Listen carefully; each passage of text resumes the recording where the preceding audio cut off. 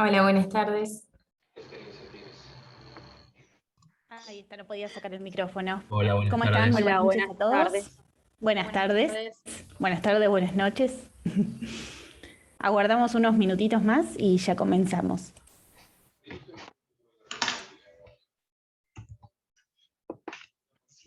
Sargento Mayor, un gusto tenerlo a bordo. Gracias, señor. El conoció como el número 2. Es un boca sucia. Conozco mi personal. Mira Santiago, el mejor observador de Colombia.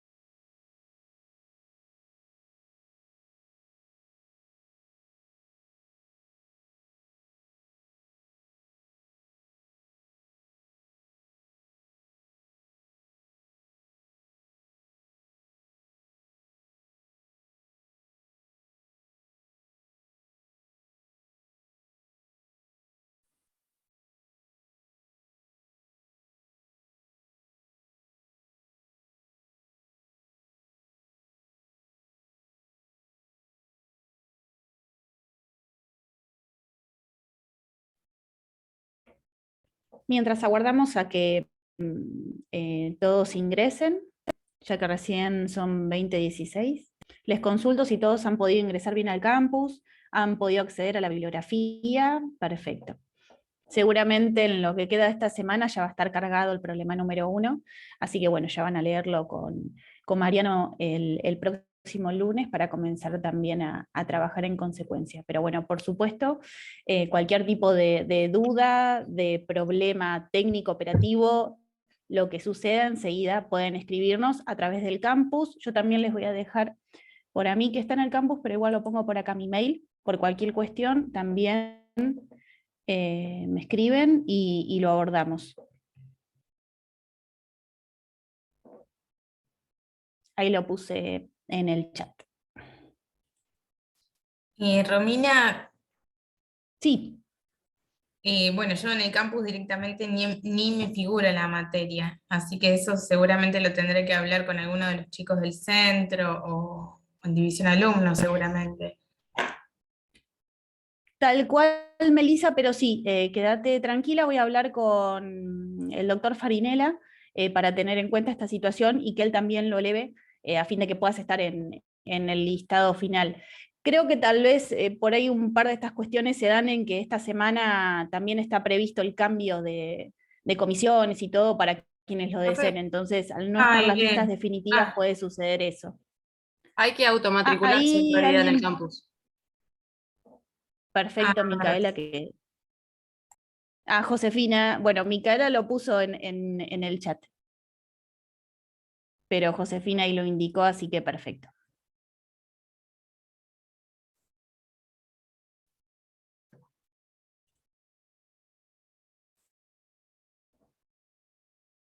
Bueno, ya estamos casi todos, así que vamos a comenzar entonces con, bueno, el tema que vamos a abordar el día de hoy. Tengamos en cuenta que en esta primera etapa de la materia vamos a tratar todas cuestiones de índole, ¿sí? De carácter general, que hacen a entender luego, a comprender, bueno, las figuras específicas que vamos a abordar, ¿sí? A lo largo de toda la materia. Estos conceptos, ¿sí? Generales resultan fundamentales para comprender este área que vamos a trabajar a partir de ahora, para mí tan apasionante. Espero que les pueda transmitir justamente esta vocación por el derecho internacional y bueno, entender, ¿sí? De qué forma se da este contexto que en muchos aspectos ha de ser diferente a lo que estamos acostumbrados a ver a lo largo de la carrera a la hora de bueno, la creación y verificación de normas, que es justamente el tema que vamos a abordar el día de hoy. Hoy vamos a hablar de las fuentes del derecho internacional. Así que les voy a compartir un Power para que lo tengamos también.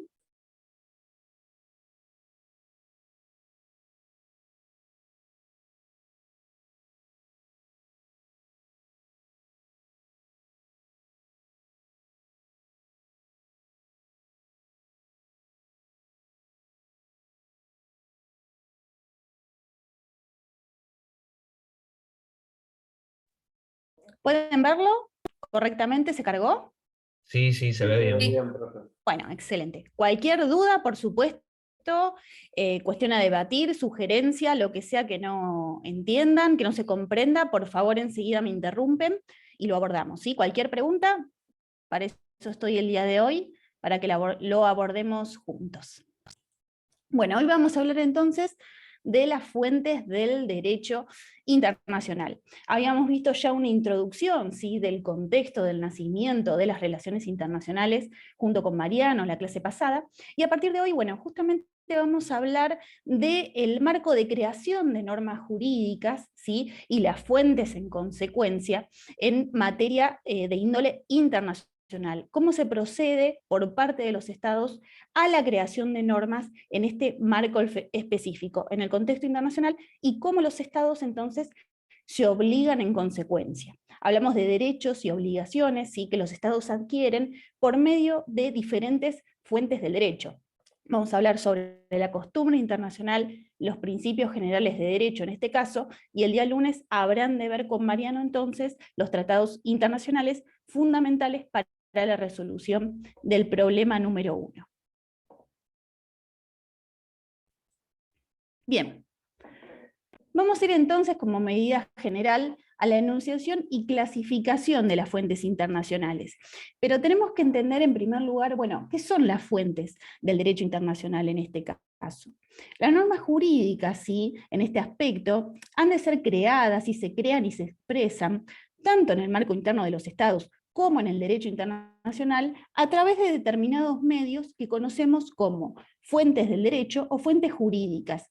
¿A qué hacemos referencia cuando hablamos de estos medios? Bueno, justamente a las constituciones nacionales, nuestra Constitución nacional, por ejemplo, las leyes o los tratados internacionales, ¿sí? En este marco, en este contexto que vamos a abordar a partir de ahora. Pensemos en nuestro ordenamiento interno, nuestra Constitución nacional, y en este marco también en la aprobación, en la ratificación de tratados internacionales y su integración en consecuencia, ¿sí? Por ejemplo, a la Constitución Nacional, donde todos sabemos que los tratados internacionales han de poseer, ¿sí? Esta jerarquía constitucional y la importancia como tal frente a, bueno, todo lo que tiene que ver, con la la adquisición de derechos y obligaciones, ¿sí? En consecuencia, en el marco interno, no solo para el Estado en sí, sino para todos aquellos que integramos la sociedad argentina en su conjunto.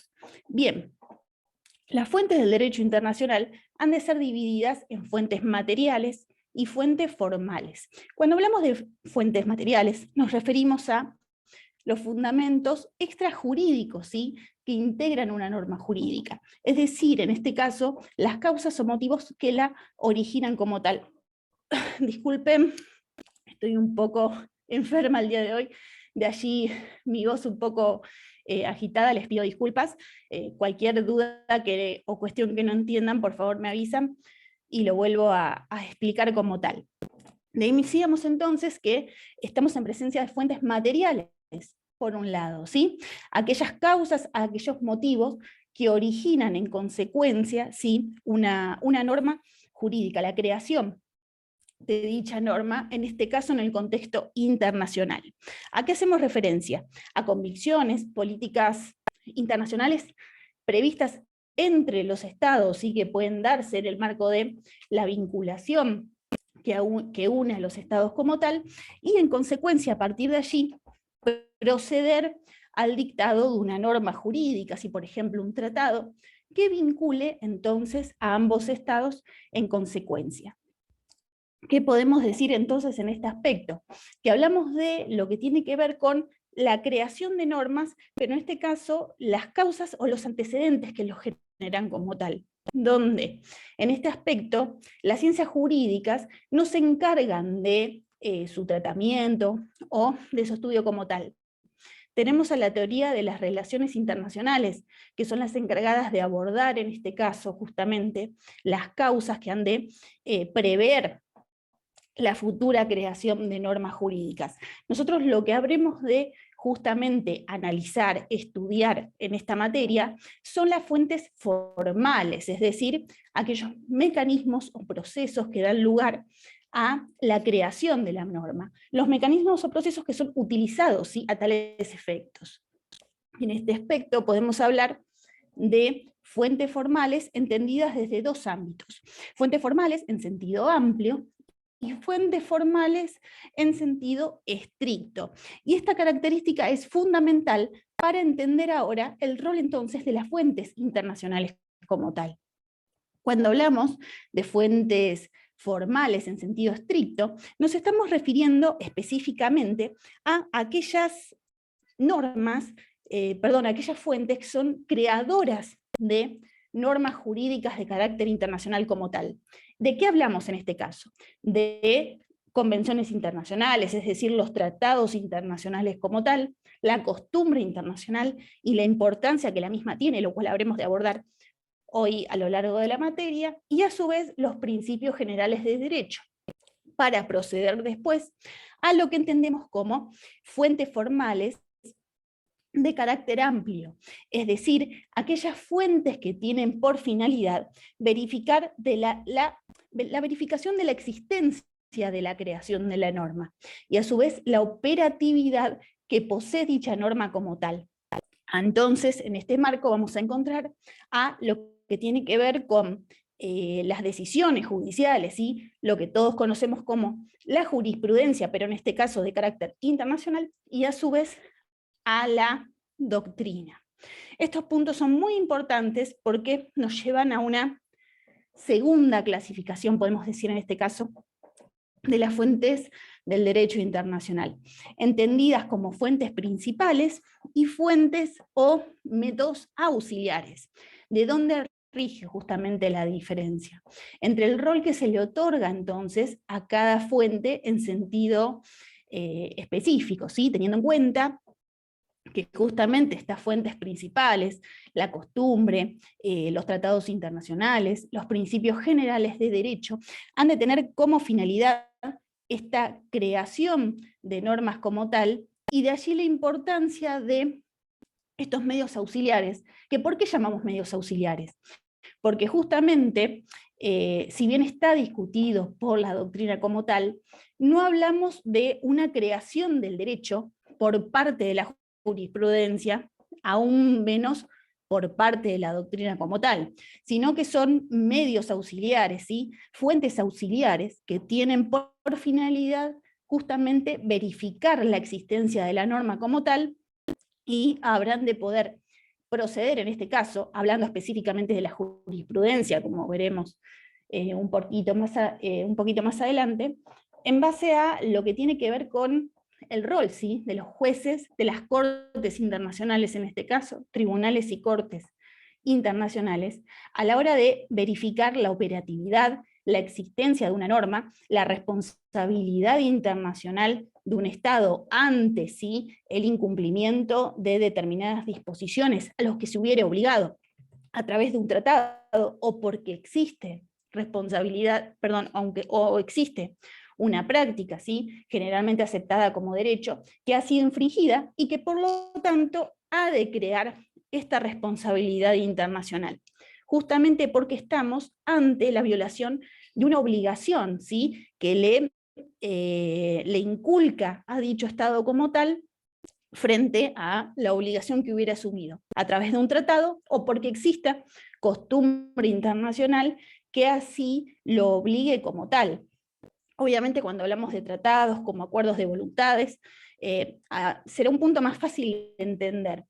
Ahora, cuando hablamos de costumbre, puede ser un poquito más complejo, porque, bueno, justamente no es un ámbito en el que estamos habituados a tratar, ¿sí?, en el marco al menos de nuestro derecho interno, de nuestro sistema jurídico. Acá, ¿qué tenemos que tener en cuenta para avanzar en esta enunciación y clasificación? Que justamente, sí, una característica del derecho internacional está dada en que justamente el carácter del derecho internacional es de índole descentralizado. ¿Qué quiere decir esto? Que no existe un órgano legislativo central de carácter mundial que proceda al dictado de normas jurídicas, de leyes que sean vinculantes, que sean obligatorias para todas, o sea, todos los estados que integran la comunidad internacional.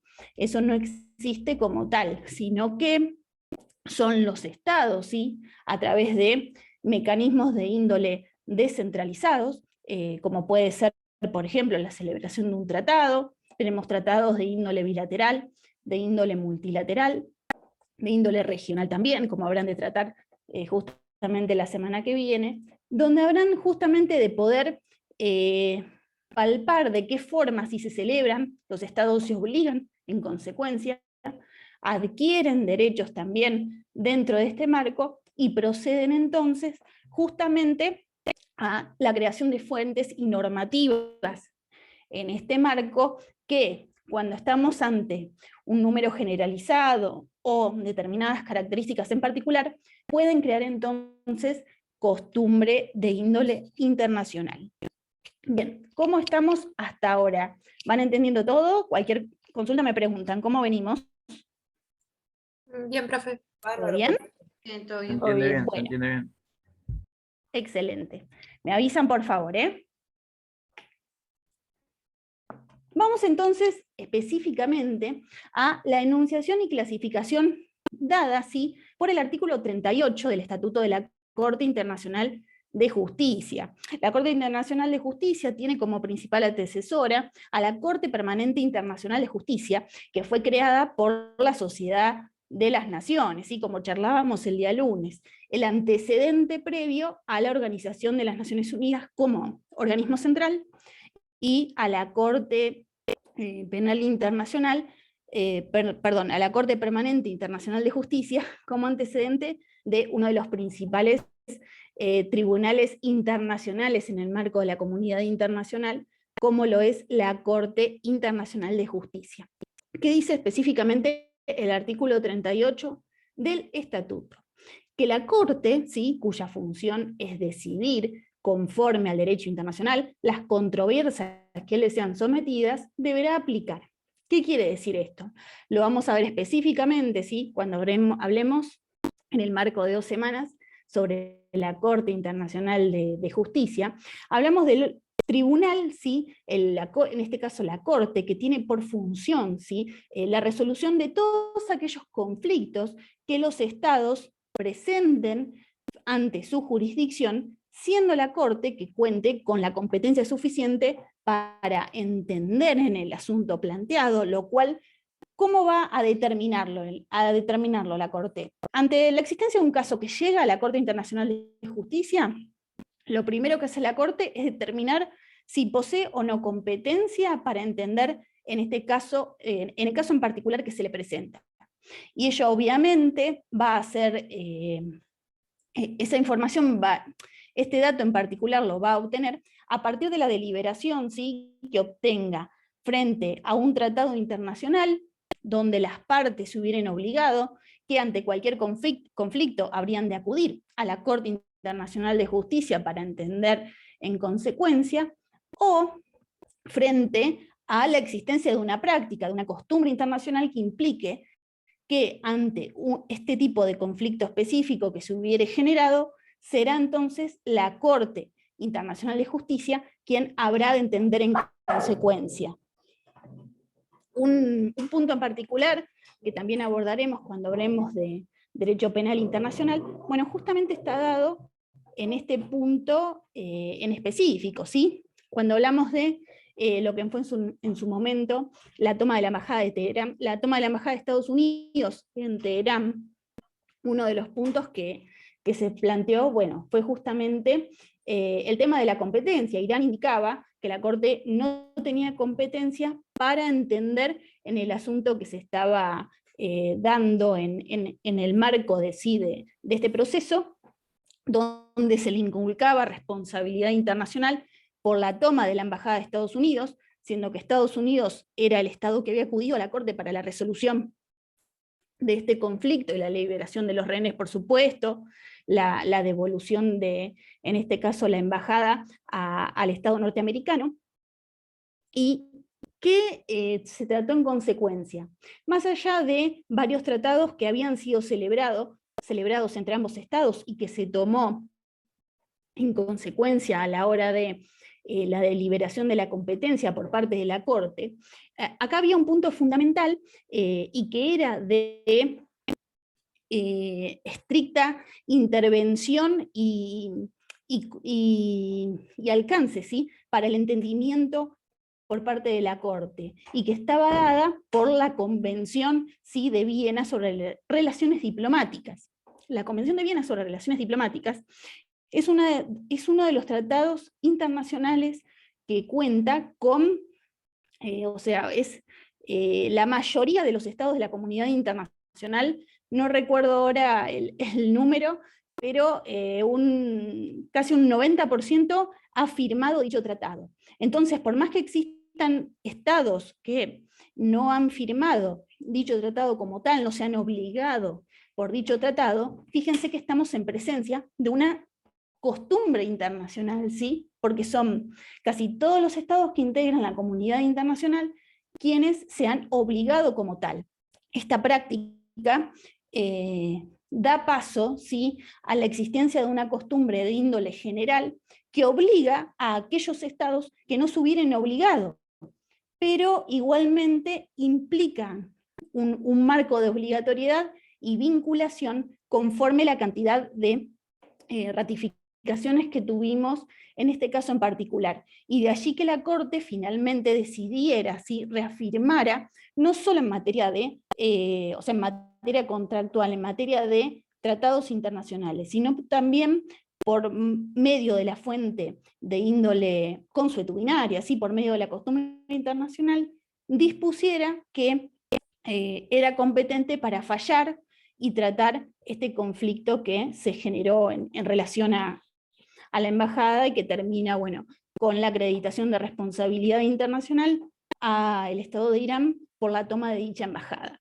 Bien, vamos entonces a cuáles son entonces las fuentes, ¿sí?, sobre las cuales la Corte Internacional ha de tener que fallar a la hora de que llegue un conflicto de índole internacional entre estados. Esta es la característica también fundamental de la Corte Internacional de Justicia, que solo trata aquellos conflictos, ¿sí?, entre estados que les sean presentados con estas características que estuvimos charlando, y que habrá de, entonces, justamente, en base a qué herramientas tendrá la Corte Internacional para poder decidir.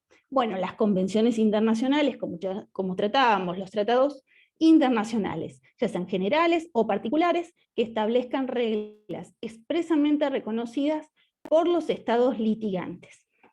A su vez, la costumbre internacional, como prueba de una práctica generalmente aceptada como derecho, los principios generales de derecho reconocidos por las naciones civilizadas, un término que, bueno, hoy en día es redundante, pero que, y ya no existe como tal, por supuesto, ¿no? Acá hablamos, otro término muy importante en el marco del derecho internacional y que tiene que ver con el desarrollo progresivo del derecho internacional, y que hace justamente a que, bueno, sea un término que hoy en día, por supuesto, ya no utilicemos como tal, resulte redundante, pero bueno, obviamente se trata de una normativa que responde a un contexto histórico en el cual fue creado, y tenía la finalidad de dividir a qué se entendía, ¿no?, por la normativa de las civilizaciones versus los pueblos originarios. A eso hacía referencia en ese contexto histórico. Por último, las decisiones judiciales y la doctrina de los publicistas de mayor competencia de las distintas naciones como medio auxiliar para la determinación de las reglas de derecho, sin perjuicio de lo dispuesto en el artículo 59, ya veremos con posterioridad a qué refiere. Y por último, también muy importante, en el marco de actuación por parte de la Corte Internacional de Justicia, que establece que esta disposición, lo que tiene que ver con la resolución de conflictos por parte de la Corte Internacional, no restringe la facultad de la Corte, ¿sí?, de decidir un litigio ex aequo et bono, si las partes así lo convinieren, lo cual quiere decir que habrán de poder, justamente, la Corte en este caso, habrá de poder resolver en base a criterios de equidad. Eso es lo que quiere justamente significar este artículo, que bueno, específicamente está dispuesto en el punto 38 del Estatuto de la Corte Internacional de Justicia. Bueno, Profe. muy brevemente, ¿sí Profe, ¿me alguien escuchan? hablaba? Sí, ¿se escucha? Un poquito bajo, pero ¿escuchó? ¿Ahora? Sí, te escucho mejor. ¿A qué se refiere con publicistas Dale. de mayor competencia? Hablamos de, en este caso hablamos de, o sea, la doctrina hace referencia a aquellos autores, aquellos pensadores, ¿sí?, de gran reconocimiento. También podemos hablar en este caso de un término que responde a un contexto histórico en particular, pero a ellos hace referencia, ¿sí?, a los grandes pensadores, autores, analistas del derecho internacional, no solo de las relaciones jurídicas entre los estados, de la jurisprudencia, ¿sí? Pues bueno, tenemos analistas, por supuesto, de fallos, de aplicación de teorías. Todo esto que charlamos está siempre dentro de un marco de teorías que han creado autores, pensadores entendidos en el derecho internacional, y bueno, justamente a ellos hace referencia, ¿sí? Gracias. No, por favor, al contrario. Vamos justamente ahora a charlar específicamente de cada uno. Bueno, convenciones internacionales, hablamos de justamente tratados internacionales, ¿sí? Al hablar de tratados internacionales, ¿a qué hacemos referencia? A acuerdo de voluntades, lo mismo que realizamos nosotros al momento de, no sé, proceder a un contrato de locación, bueno, un acuerdo de voluntades, en este caso, por supuesto, entre dos o más sujetos del derecho internacional que cuenten con capacidad, ¿sí?, para poder celebrar tratados. Acá hay una característica también muy especial en este aspecto, teniendo en cuenta que no todos los sujetos del derecho internacional, como también habremos de ver oportunamente, se encuentran capacitados para poder celebrar tratados, ¿sí? Los estados son quienes cuentan, ¿sí?, con esta capacidad. Determinados organismos internacionales, como también veremos la próxima clase, cuentan con capacidad internacional para poder llevar a cabo la celebración de tratados, de determinados tratados conforme el sujeto, pero los estados, bueno, son obviamente los sujetos del derecho internacional más ampliamente capacitados para proceder, ¿sí?, a la celebración de tratados de índole internacional. Volvemos entonces a este acuerdo de voluntades. ¿Con qué finalidad? A los fines de crear, ¿sí?, modificar o extinguir tanto derechos o obligaciones de índole internacional que están regidos, por supuesto, en el marco del derecho internacional. Hago hincapié en esta característica en particular porque es la forma, por supuesto, que diferencia a cualquier tipo de contrato, convención, que pueda celebrar un Estado, por ejemplo, en forma privada con un particular, pero que no implique en consecuencia la realización de un tratado internacional por sí. Por eso esta característica en particular. Un sujeto que cuente con capacidad a tales efectos, que se trate de la creación, modificación o extinción, ¿sí?, de derechos y obligaciones de índole internacional que se encuentren regidas por el derecho internacional asimismo. Vamos ahora a qué tiene que ver la costumbre internacional. Bueno, más allá de verlo ahora a continuación específicamente. Cuando hablamos de la costumbre internacional, nos referimos específicamente a una práctica que tiene que tener determinadas características en particular, ¿sí? Una práctica común, conducente, ¿sí?, y uniforme, generalmente aceptada como derecho. La costumbre internacional ha de poseer dos elementos en particular. Una práctica de índole generalizada, que a su vez tiene que contar, ¿sí?, con lo que se denomina conciencia de obligatoriedad, ¿sí?, de vinculación. Este elemento psicológico que tiene que estar presente en la costumbre internacional para que justamente pueda generar derecho como tal, y que veremos a continuación. Los principios generales de derecho, ¿sí?, aquellos postulados, aquellas máximas rectoras del derecho en general, que se encuentran, por supuesto, vinculados en todos los ordenamientos jurídicos del mundo, y que, bueno, cuentan con estas máximas, estas características en particular, que justamente han de ser aplicados en el marco del derecho frente a la existencia de un conflicto que requiera, ¿sí?, la aplicación de un principio general de derecho, lo cual ocurre también en nuestro marco interno como tal, ¿sí? Siempre en este caso hablando de un marco internacional donde también las cortes, los tribunales internacionales están, sí, habilitados para aplicarlos a la hora de resolver algún tipo de cuestión que pueda darse y que requiera, sí, de su aplicación puntual.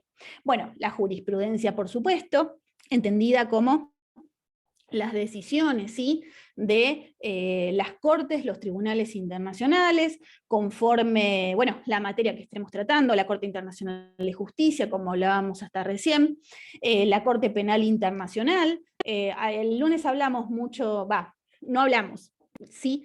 Escuchamos este interés en particular sobre la materia del derecho penal internacional, la cual es muy apasionante, que por supuesto tiene muchas aristas actuales, más hoy en día con lo que estamos viviendo, y, o sea, a nivel del contexto internacional, la guerra que hoy ocurre, bueno, la historia, ¿no?, hacia cómo fue justamente establecido el derecho penal internacional, las aristas tan importantes que implican, por ejemplo, el derecho internacional humanitario, una figura sumamente necesaria, trascendental y de aplicación fundamental frente a la existencia de un conflicto armado y lo que hoy sucede para la protección, ¿sí?, bueno, no solo de heridos y enfermos en combate, sino también de civiles, ¿sí?, y las atrocidades que se están sucediendo hoy en día en el marco de este conflicto bélico,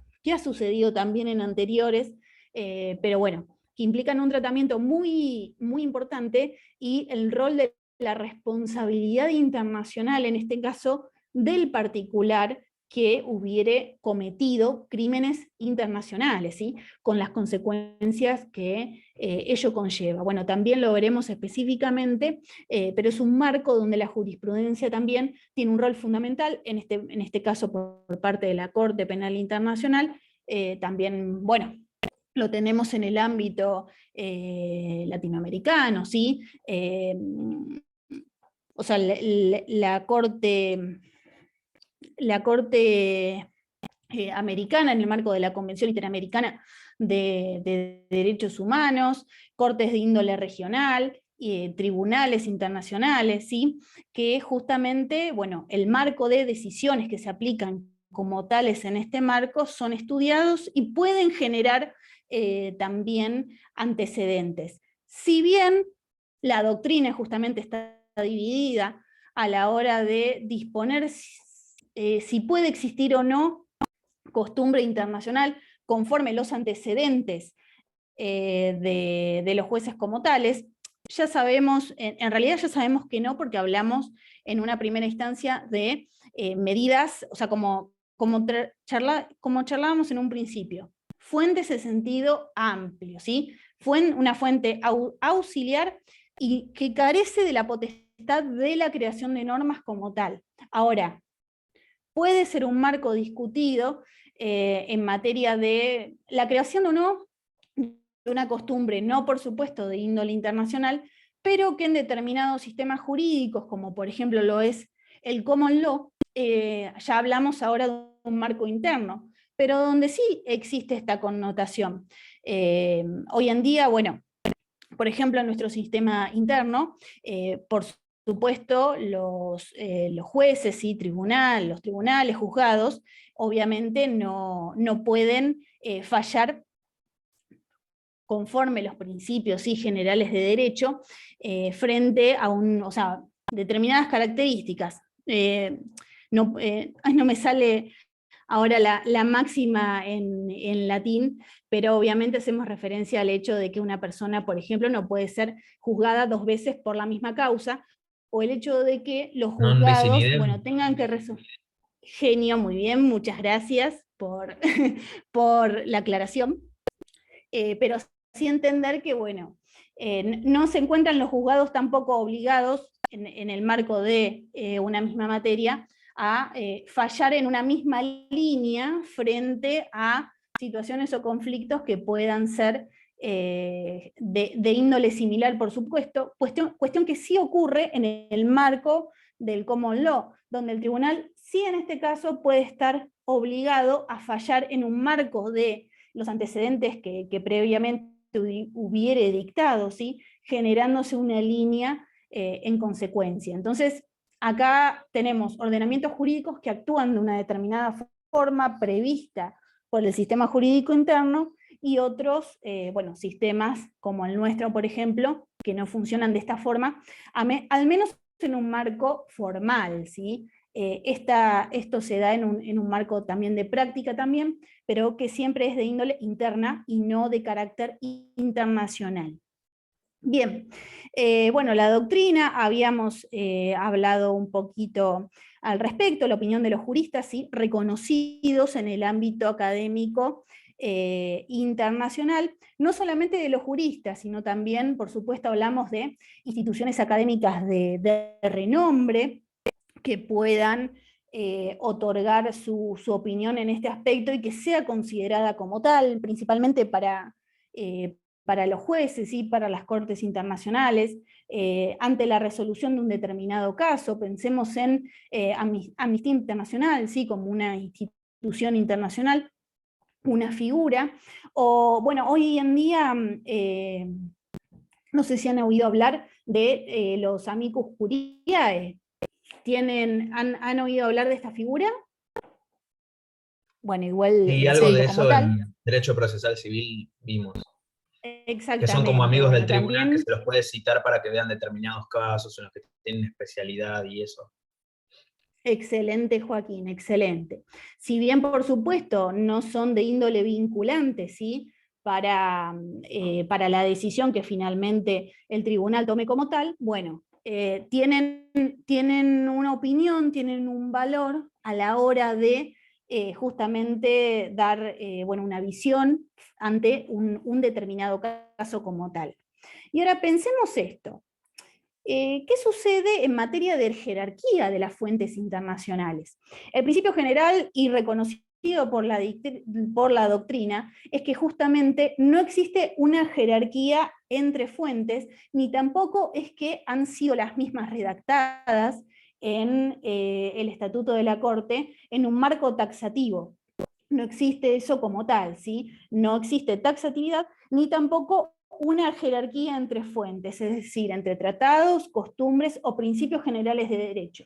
Pero pensemos, ¿qué sucedería si al momento de la resolución de un determinado conflicto podemos encontrar sí, una contraposición, un conflicto entre un tratado internacional y, por ejemplo, una práctica por parte de los estados, o al menos de los estados que actúan en el conflicto, que justamente puede considerarse costumbre internacional?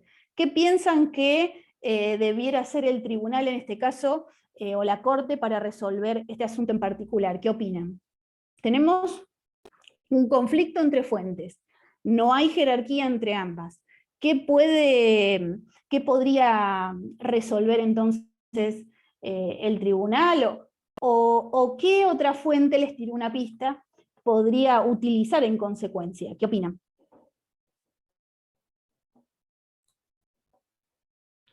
El del amigo jurado sería. Sí, podría ser una opción, pero dentro del marco de las fuentes del derecho que estamos abordando, bueno, si justamente tenemos una contradicción entre costumbre internacional y el tratado internacional que sea aplicable al caso, pero donde se tenga que ver cuál de las dos normas es la que prevalece entre una y otra, justamente deberían lo ver que los puede hacer la principios. Corte, exactamente, exactamente, perfecto. Hay que acudir a los principios generales de derecho, ¿sí? A las máximas específicas como ley posterior, deroga ley anterior, o ley especial, deroga ley general, ¿sí? Principios generales de derecho, que son absolutamente aplicables a este caso concreto, perfecto quien lo indicó, y que ha de resolver si una conflictividad existente entre, bueno, la aplicación de una fuente en particular a la hora de la resolución del caso en concreto. Bien, ahora vamos a hablar entonces específicamente sobre la costumbre internacional. ¿Cómo venimos hasta acá? ¿Todo bien? ¿Alguna duda? Todo bien. Bueno, Hasta ahora todo perfecto. bien, todo bien. Excelente, excelente, Joaquín. Vamos a la costumbre internacional entonces. Hoy vamos a hablar, sí, de estas fuentes principales: costumbre internacional, principios generales de derecho. Ya hemos abordado bastante a lo largo de la clase. Bueno, un poquito de lo que tiene que ver con la jurisprudencia y doctrina, también charlado, para hablar el día lunes y con Mariano específicamente sobre tratados internacionales, donde, bueno, ya lo van a abordar de una manera mucho más extensa, en base a todos los pasos procesales que llevan sí, a la celebración, aprobación y ratificación de tratados, bueno, con todos los efectos que ello conlleva como tal, ¿sí? Así que, bueno, esto ya lo van a abordar el día lunes. Nosotros vamos a hablar el día de hoy sobre costumbre internacional, ¿sí?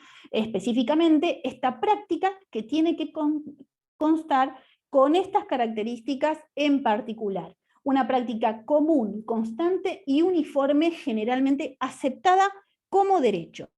Tienen que darse estas tres características particulares para que podamos considerar justamente que estamos en el marco de la existencia de una costumbre internacional, ¿sí?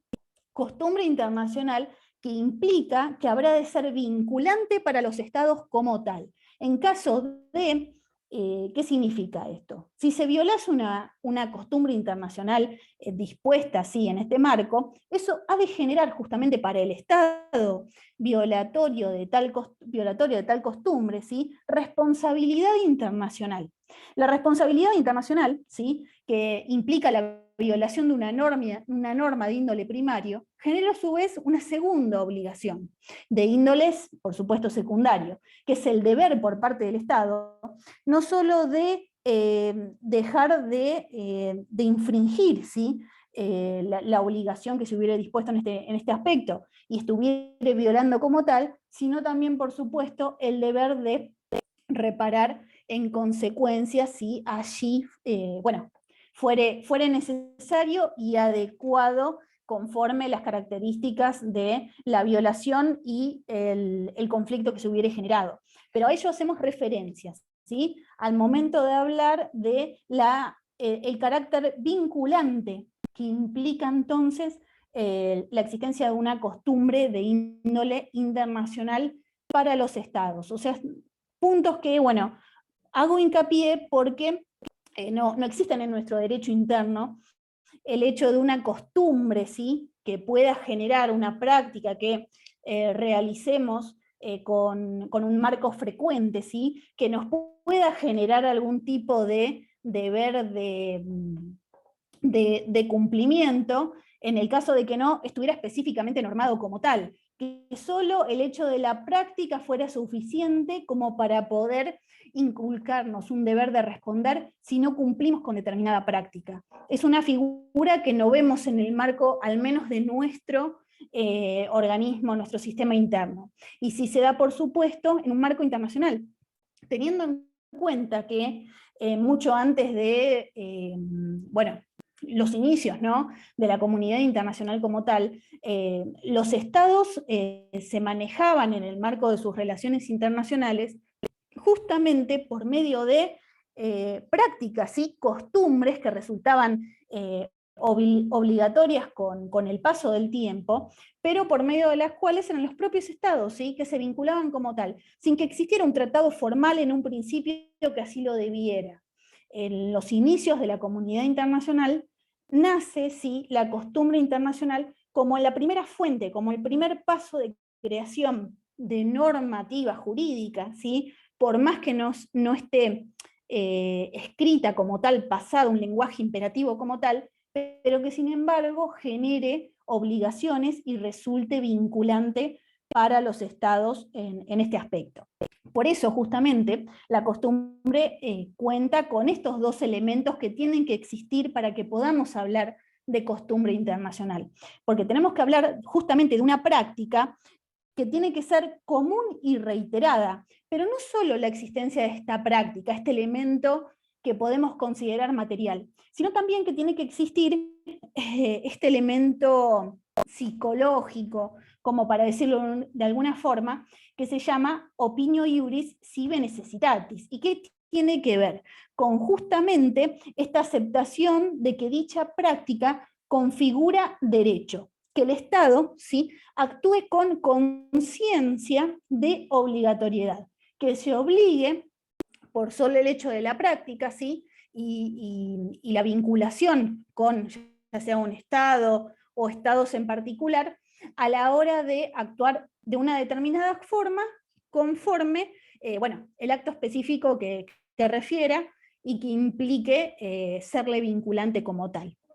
Vamos en primer lugar a la práctica, ¿sí?, al elemento material y estas características que tiene que tener en consecuencia. ¿Qué quiere decir primero? Estos puntos específicos que tienen que darse. Primero, autores de la práctica. No cualquier acto realizado por cualquier persona ha de ser vinculante para el Estado y suficiente para poder generar responsabilidad internacional. Lo mismo abordaremos en materia de lo que tiene que ver con el transcurso del tiempo, ¿sí? No hablamos, o tenemos que justamente preguntarnos, ¿sí?, si el transcurso del tiempo resulta ser un factor fundamental, o cuánto tiempo tiene que ocurrir como tal, o sea, la práctica del Estado generalizada y recurrente por parte del mismo para poder estar hablando de esta característica fundamental que da paso a la creación de la costumbre internacional. Lo mismo en el caso de la existencia de una uniformidad, que el Estado o dichos estados, ¿sí?, en este caso, actúen de una determinada forma constante, uniforme, que vaya hacia una, justamente, bueno, uniformidad, como su nombre lo indica, a la hora de disponer esta característica que dé paso a la existencia de la costumbre como tal, y lo mismo la generalidad, que también vamos a verlo específicamente, un punto que puede dar lugar a determinadas no vicisitudes, pero sí distinciones, cuando hablamos de, bueno, cuántos estados tienen que actuar de esta forma, tienen que generar esta práctica para que podamos hablar de costumbre internacional.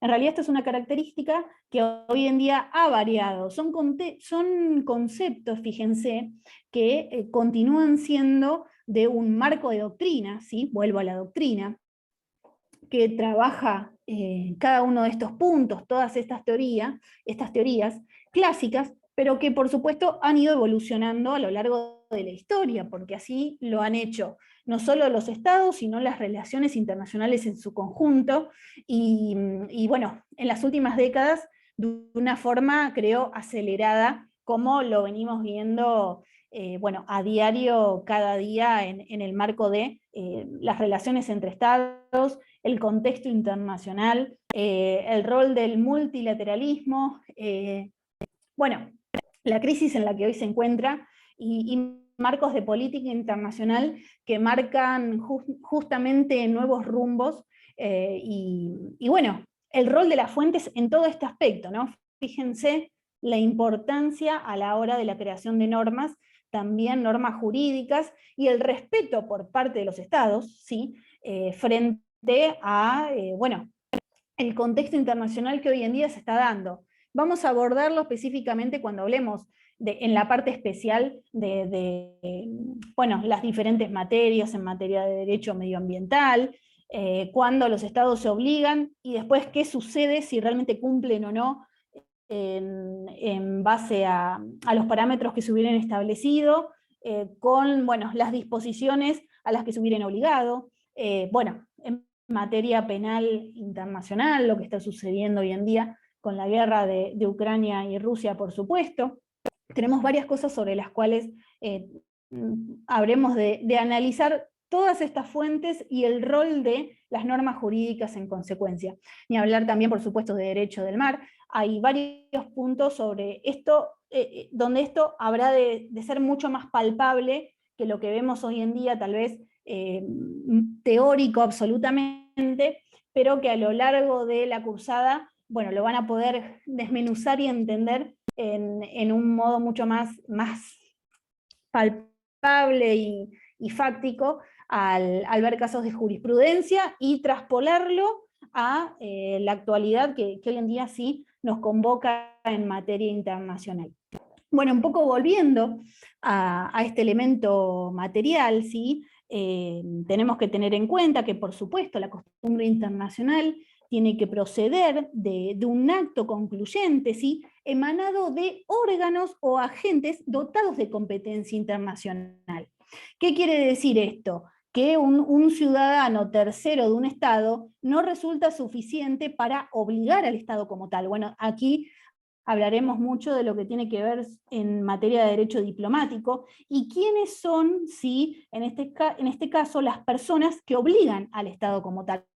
Bueno, por supuesto, el jefe de Estado de un país, el presidente, su canciller, ¿sí? El personal diplomático, bueno, la figura del ministro, del primer ministro, en aquellos estados que cuentan con este sistema en particular, pero que son justamente personas y organismos que están capacitados para poder obligar al Estado como tal. Pensemos que el Estado obviamente no es una persona física, sino que hablamos de una persona jurídica donde hay diferentes actores, organismos, ¿sí?, que lo representan, que lo manejan como tal, y que lo obligan en el marco de las relaciones internacionales. Por ejemplo, el personal diplomático, a través de su embajador, bueno, la figura del canciller, por supuesto, también, ¿sí? Representante en la Asamblea General de Naciones Unidas, y bueno, fíjense la importancia de esta figura, ¿sí? La importancia de esta figura a la hora de la toma de una determinada decisión y el rol que va a cumplir la misma en el escenario internacional. Bueno, dentro de este marco, la importancia de la capacitación, ¿sí?, de todos nuestros funcionarios en este aspecto a la hora de la representación de nuestro país, porque justamente son quienes obligan, ¿sí?, a nuestro Estado como tal. Bueno, en el marco de dicha representación, es que estos órganos o agentes dotados de competencias, ¿sí?, para representar al Estado en el marco internacional, habrán de ser los que serán tenidos en cuenta a la hora de considerar, ¿sí?, la práctica del Estado como tal, para que la misma pueda configurar entonces una costumbre de índole internacional.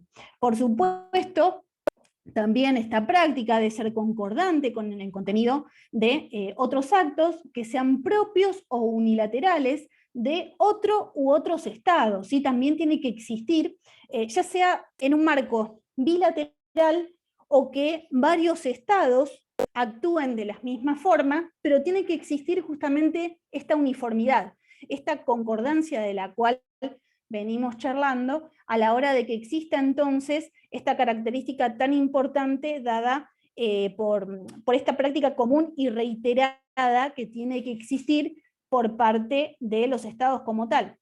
También tenemos que tener en cuenta que no solamente en este caso hablamos de un obrar activo, de un obrar positivo, también podemos hablar de una actitud pasiva, ¿sí?, por parte de un Estado, que pueda justamente implicar la aceptación de actos que resulten concluyentes, ¿sí?, hacia otros Estados. Una actitud pasiva ante un determinado acto o presentación hecha, pienso en la Asamblea General de Naciones Unidas, donde se debate una cuestión en particular, y la pasividad que tenga dicho Estado o varios Estados frente a una determinada actitud, por supuesto también van a implicar, ¿sí?, la existencia de una práctica de índole internacional. Así que no solamente vemos en este caso un obrar específico, activo, sino también que puede ser pasivo. Y una característica también, en este marco, más allá de la reiteración que tiene que darse en el tiempo, ¿sí?, para evidenciar lo que tiene que ver con la continuidad, ¿sí?, del comportamiento del Estado que justamente pueda configurar esta práctica específica, también puede estar dada para que uno de los puntos que veíamos al principio de la clase, el hecho de que una costumbre internacional que sea considerada como tal, le pueda ser no aplicable a un Estado frente a su determinada oposición u objeción en forma permanente. Esto también puede suceder.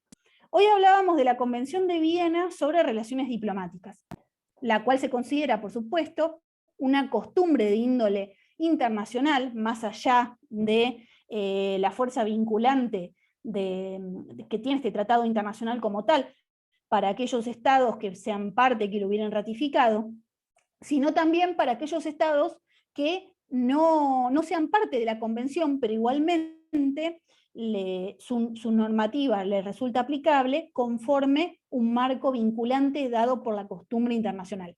Tenemos la figura, en este caso en materia internacional, de lo que se conoce como el objetor permanente.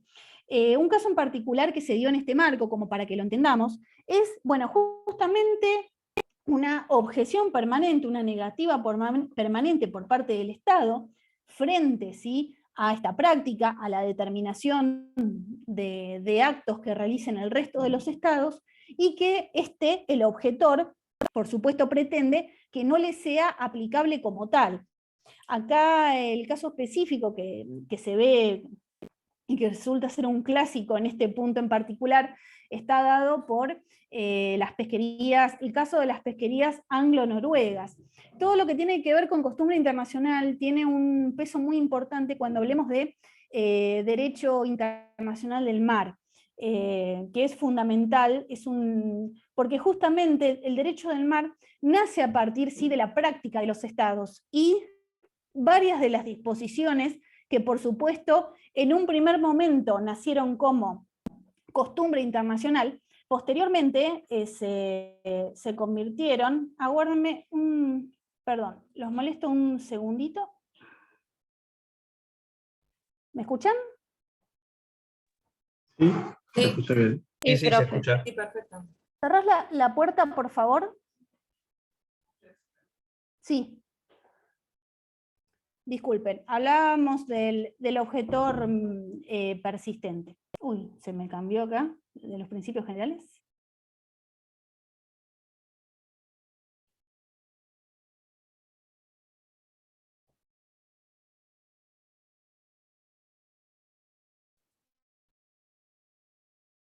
Bueno, acá está. Las vicisitudes de la virtualidad, disculpen chicos, esto puede suceder.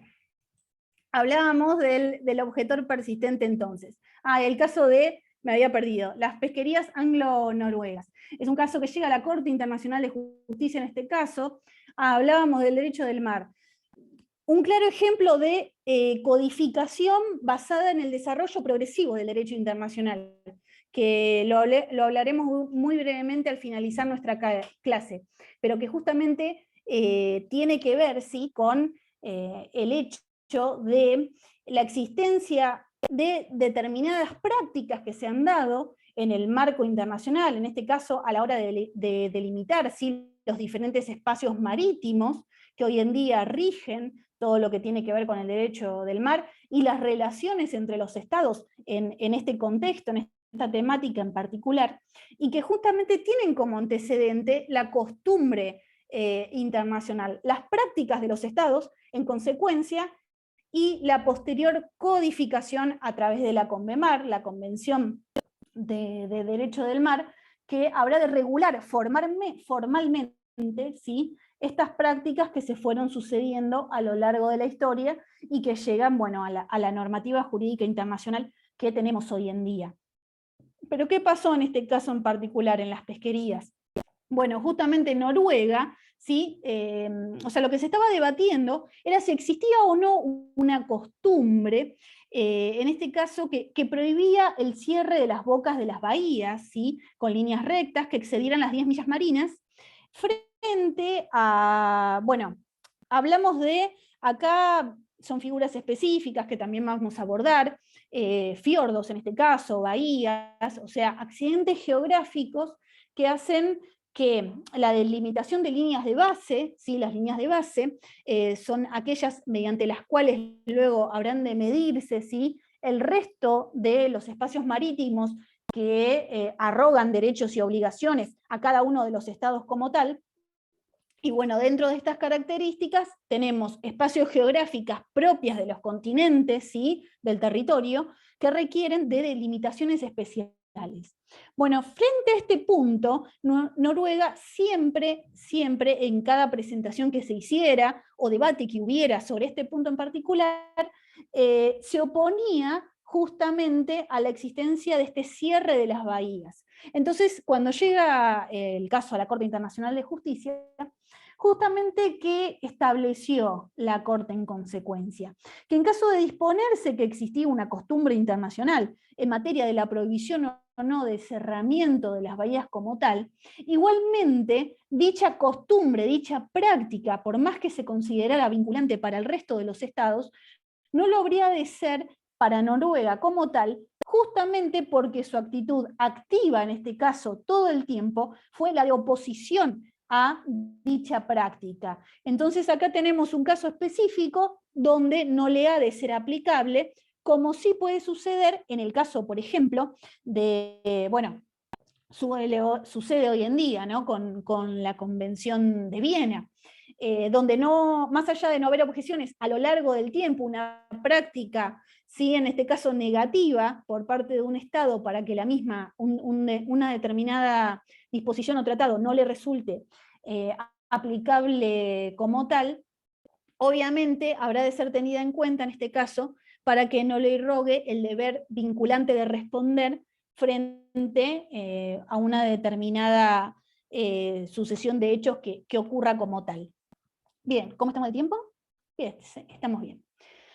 Vamos ahora entonces a lo que tiene que ver con el elemento psicológico, ¿sí?, la opinio iuris sive necessitatis. ¿A qué hacemos referencia cuando hablamos justamente de la opinio iuris? Como decíamos hoy hace un ratito, o sea, no basta la práctica solamente para que exista costumbre internacional, sino el convencimiento por parte del Estado de actuar conforme a derecho, ¿sí?, conciencia de que esta práctica es de índole obligatoria. A eso hace referencia la opinio iuris, y de así su importancia, ¿sí? Convicción de obligatoriedad de su hablar. De allí, bueno, la importancia justamente de que cualquiera sea la motivación del Estado como agente generador, en este caso del derecho, por supuesto, internacional, en última instancia, ¿sí?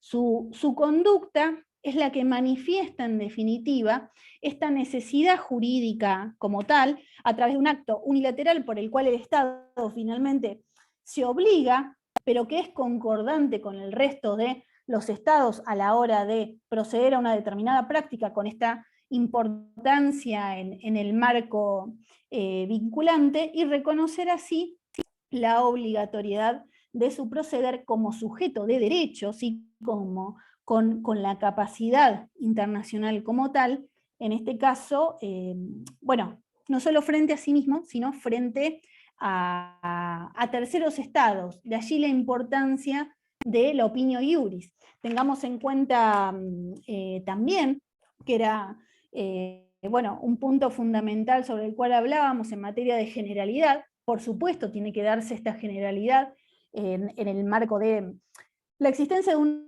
costumbre de índole internacional, esta práctica, pero también puede darse, por ejemplo, en un marco de índole bilateral, ¿sí? Que dos estados, en el marco de sus relaciones, ¿sí? Actúen de una determinada forma, lleven a cabo una determinada práctica que pueda configurarse costumbre internacional. Acá tenemos que tener en cuenta que dicha costumbre, dicha práctica, solo va a ser justamente vinculante para estos estados que actúan de esta manera, no para el resto de miembros de la comunidad internacional. Lo mismo sucede en sede regional, ¿sí? Por ejemplo en el sistema latinoamericano, en el sistema europeo, como para ponerles un ejemplo en este aspecto, y por supuesto ni hablar de un marco de índole multilateral de la comunidad internacional en su conjunto, que ahí sí hablábamos, bueno, justamente de una generalidad absoluta, pero también puede darse la existencia de una costumbre internacional solo entre dos estados. La diferencia es que esta práctica no se traspola al resto de miembros de la comunidad internacional, sino que va a estar dada solo entre ambos estados. Lo mismo a nivel regional, quienes integren esta práctica que se tiene que dar a lo largo del tiempo, con todas estas características, uniformidad, y por supuesto, quienes la lleven a cabo sean, ¿sí?, agentes acordes, órganos acordes, y con la capacidad suficiente para obligar al Estado como tal frente a sus pares, ¿sí?, frente a un tercer Estado. Cualquier tipo de práctica que lleve a cabo en forma interna un Estado, en su nivel interno, no configura costumbre internacional ni afecta a terceros, ¿sí? No es una causa de efectividad o que pueda efectivizarse o generar operatividad de índole internacional cuando hablamos específicamente de actos internos llevados a cabo por los estados en consecuencia, ¿sí? Allí no hay justamente este marco de costumbre internacional. Bien. Bueno, vamos a avanzar, en este caso los principios generales de derecho. Bueno, muy someramente, ya lo habíamos visto de qué se trataban, ¿sí? Postulados, máximas rectoras del derecho general, que se encuentran en los ordenamientos jurídicos internos, ¿sí? Es decir, en los sistemas jurídicos de los estados. Acá tenemos el non bis in idem, muy bien, no me acuerdo quién me lo había dicho, aquí estaba el latín presente.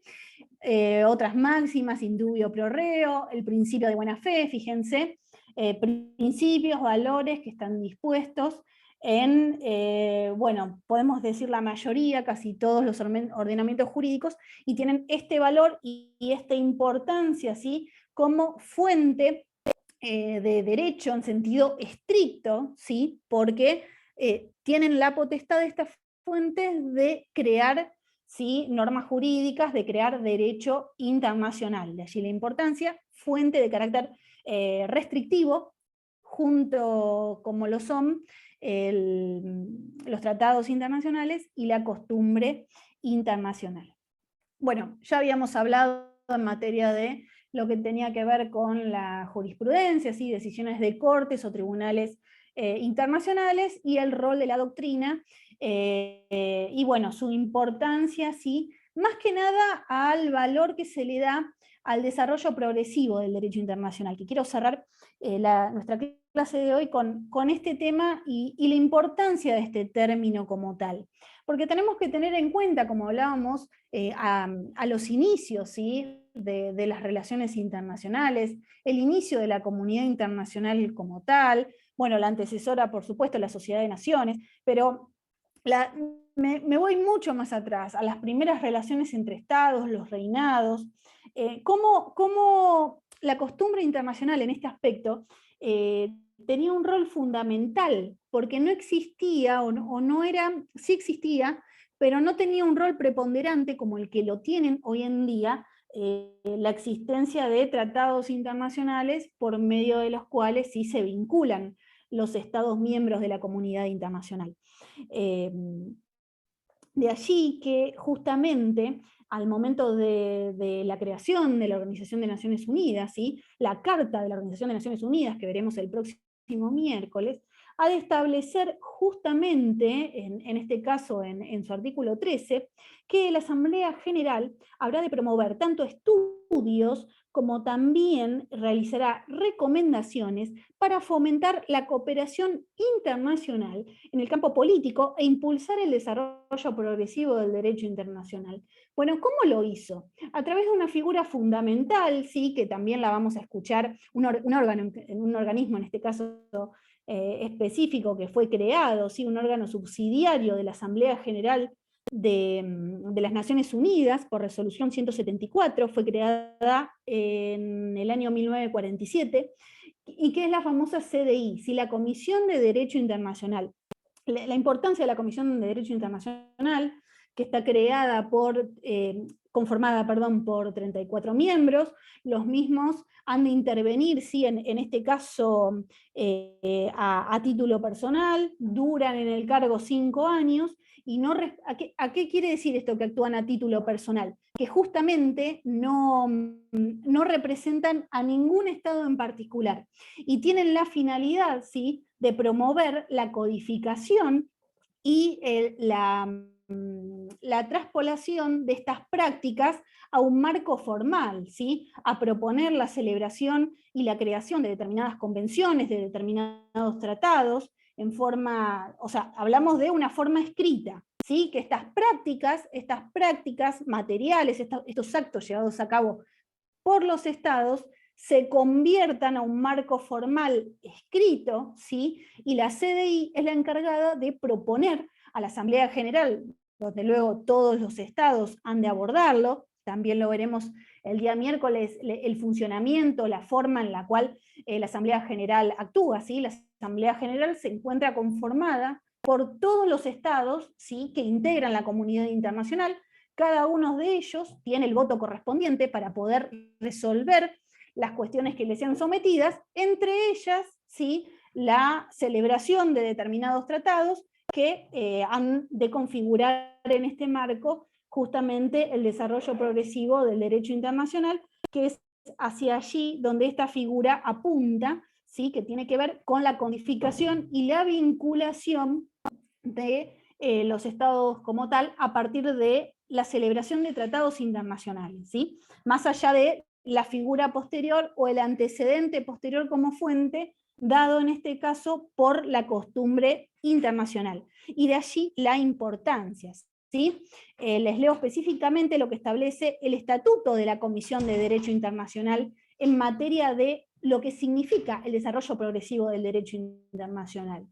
Habla de la expresión de desarrollo progresivo, la cual es utilizada para designar la elaboración de proyectos de convenciones sobre temas que no hayan sido regulados todavía por el derecho internacional o respecto a los cuales no hayan aplicado en la práctica normas suficientemente desarrolladas, ¿sí? De allí la importancia de la evolución del marco de actuación entre los estados, ¿sí? Y de la evolución en este aspecto para propender, por supuesto, en el marco primero, a la promoción, a la protección, ¿sí?, de valores fundamentales para la comunidad internacional en su conjunto, ¿sí? Normas de índole imperativo, como se conocen, normas ius cogens, es decir, el conjunto de valores fundamentales que tienen por finalidad la protección, ¿sí?, de valores fundamentales para la comunidad internacional en su conjunto. ¿A qué estamos haciendo referencia en este caso? A la vida, a la dignidad de las personas, ¿sí?, a la seguridad de todas ellas. Entonces, existe este marco de protección hacia los derechos humanos y el deber por parte de los estados de promover un desarrollo progresivo normativo. Hoy en día lo podemos ver palpariamente en materia de derecho medioambiental, ¿sí?, donde ha existido un desarrollo mucho más amplio, por supuesto, del que existió en décadas anteriores, donde hoy en día hay una mayor conciencia, un deber de actuar por parte de los estados, que podemos considerar en el caso en particular, bueno, una gran crítica que se hace, ¿no?, al marco internacional. Más allá del compromiso formal que existe en un determinado tratado, bueno, dicho compromiso, trasladarlo luego a la práctica del Estado como tal, que no quede lindo para el tratado que se firma para la comunidad internacional, pero luego no lo cumplo en el marco de mi Estado, lo cual puede generar responsabilidad internacional, por supuesto, pero ahí el deber de la comunidad internacional entonces también de fallar en consecuencia y, bueno, aplicar las medidas que se consideren necesarias para que el tratado finalmente se cumpla. Acá tenemos todo un marco también de política internacional que existe, y bueno, toda una configuración que hace a las relaciones internacionales en sí. Pero esta es la práctica, esta es la doctrina clásica en general, la teoría en general a aplicarse, y desde la cual vamos a trabajar justamente el resto de temáticas que hacen a esta materia tan importante. ¿Alguna duda? ¿Alguna cuestión sobre la cual trabajar? ¿Algo que no se haya comprendido? ¿Todo bien? Todo bien, ¿No? profe. Todo bien, sí, sí. Bueno, cualquier duda, ya saben, me escriben al campus, les dejé en el chat mi mail, y bueno, nos estamos viendo entonces el próximo miércoles. El lunes van a ver con Mariano la fuente que nos quedó pendiente, que es tratados internacionales. Así que, y el inicio del problema número 1, la redacción pertinente sobre la cual trabajaremos. Así que, bueno, cualquier duda me avisan, les deseo buen fin de semana, y estoy disponible para lo que necesiten. Profe, Sí, hola, ¿cómo va? Florencia. Eh, ¿Cómo estás, Flor? ¿Todo bien vos? Todo bien. Te hago una consulta, lo del campus, porque a mí Sí. no me aparece ni siquiera para automatricularme la comisión 5. ¿Nos tenemos que meter en alguna comisión en especial? ¿Cómo es? Mira, lo voy a hablar específicamente con el doctor Farinella, porque habían hablado los chicos hace un ratito, creo que era Josefina y Está en la Micaela, comisión. Yo estoy. pero No, por ahí José, sí. pasar el link Sí, yo la al encontré WhatsApp, por ahí. Doctora, en el campus, la, encontré la comisión. Si buscas internacional público, aparece. sí, para Florencia, aparece como int pub a com 5. Ahí lo estoy viendo. Yo Ah, estoy bien, bien. Gracias. Bueno, igualmente quédense tranquilos, No, de porque nada. voy a hablar bien este tema, así Mariano les da una respuesta a todos quienes aún no estén correctamente o sea, matriculados en la comisión, para que puedan hacerlo y no tengamos ningún problema. Quédense tranquilos que mañana lo hablo con el doctor Farinella, así Mariano se los comenta el lunes cuál ha sido la solución. Hola, doctora. Gracias. No, por favor. Hola, Fabián, señorita. sí. ¿Qué tal? Buenas noches. Sí, tengo una Buenas noches. consulta. Este PowerPoint no está en el campus. Figura el ABC de Naciones Unidas y el material de la cátedra, pero el PowerPoint no está subido. ¿Puede ser? No, El Power aún no lo subí, lo voy a subir, quédense tranquilos. Igualmente, bueno, por supuesto está la grabación de la clase que la van a poder ver por YouTube a través del canal del centro, donde también, bueno, lo van a encontrar porque ha sido toda la clase grabada, pero quédese tranquilo, Fabián, que lo voy a poner en el campus también, así lo tienen para estudiar. Y aparte te quiero hacer otra consulta, porque Sí. los lunes hay varios compañeros que cursamos sociedades y salimos 18:40 más o menos, perdón, 19:40, y capaz que tardamos como no sabíamos que no era, que es virtual y no presencial, tal vez llegamos 10 minutos, por lo menos en mi caso, Sí. que yo vivo bastante lejos de la facultad, llegamos 10 minutos más tarde los lunes a conectarnos. ¿Puede ser, digamos, esa opción? Es una Sí, cuestión sí, de, sí. ¿eh? No hay ningún problema, Fabián. Es más, bueno, nos sucedió el lunes que, bueno, fue este error que no estaba, ni siquiera se había indicado que nuestra comisión era virtual, a pesar de que, bueno, siempre fue así. Entonces generó este problema, no hay ningún problema, porque ya bueno, nos pasó igualmente el cuatrimestre pasado, que también teníamos alumnos que cursaban de 18, 30, 20, y se configuraba esta situación. Obviamente es más que entendible, y por supuesto lo tenemos en cuenta. Más allá de eso, les repito, como el lunes, quienes tal vez deseen cursar en la modalidad presencial, están las cátedras 3 y 4, que también pertenecen a la cátedra del doctor Farinella. Todavía está esta instancia esta semana de poder cambiarse si es que lo desean. Les hablo por una cuestión práctica si tal vez desean hacerlo. Sino, por supuesto que entendemos el hecho de llegar a casa y poder conectarse, así que quédense tranquilos que lo tenemos en consideración. Yo no llegaré cuarto, llegaré 20 y media, digamos, según el tráfico, a conectarme. Perfecto, perfecto, no hay problemas, más la clase está grabada desde el minuto 1, así que lo que lleguen a poder, o sea, lo que se pierdan, igualmente lo pueden encontrar después en el canal del centro, y lo pueden ver completo. Es una cuestión de dar el presente y esas cosas. Sí, no, yo, o sea, hacemos una captura de pantalla, pero recién pasados 20 minutos, media hora de la clase, así que quédense tranquilos que no va a haber ningún problema con la asistencia. Muy bien, muchísimas gracias. No, por favor, al contrario. ¿Alguna duda más? Sí, profesora, Sí. ¿qué recomendás para leer este tema? ¿El libro de Farinella o alguno de los manuales?